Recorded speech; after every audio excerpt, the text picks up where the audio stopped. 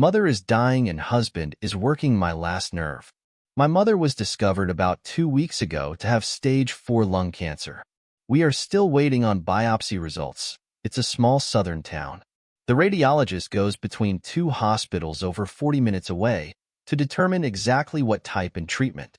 I won't go into details, but it's bad, and she is having trouble with her liver, heart, kidneys, and brain because of it.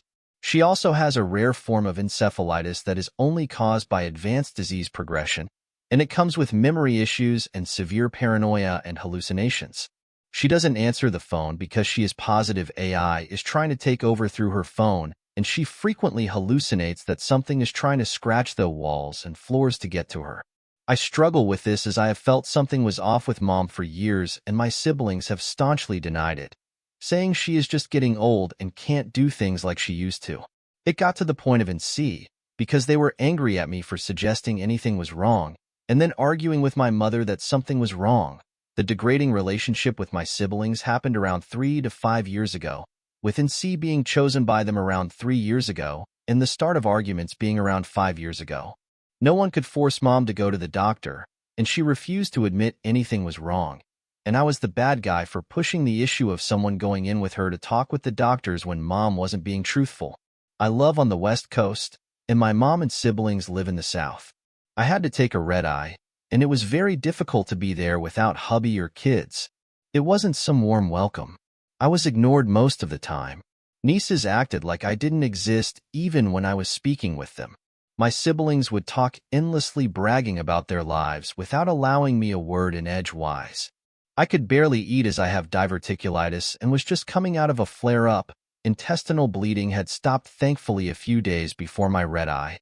Every meal there was fast food and something spicy, and I didn't have a car to be able to get anything different. I threw up on myself at one point and had to shower and change at the hospital, and all the while my mother is sitting there, pretty much dying. The nurses took off her restraints because they were going to pull out the intubation/ventilator, and we had to keep an eye on her because they didn't do it immediately, and finally we had to hold her down, and the doctor came in to pull it out, and he finally screamed for the nurse to come help. It was awful. She was literally trying to pull it out while she was semi-choking on phlegm, and we had to hold her down and keep her from pulling out her central line and chest tube. And coming home, it's been hard. Husband keeps complaining about me not taking care of the house. I may make dinner, but I am not doing much else of anything.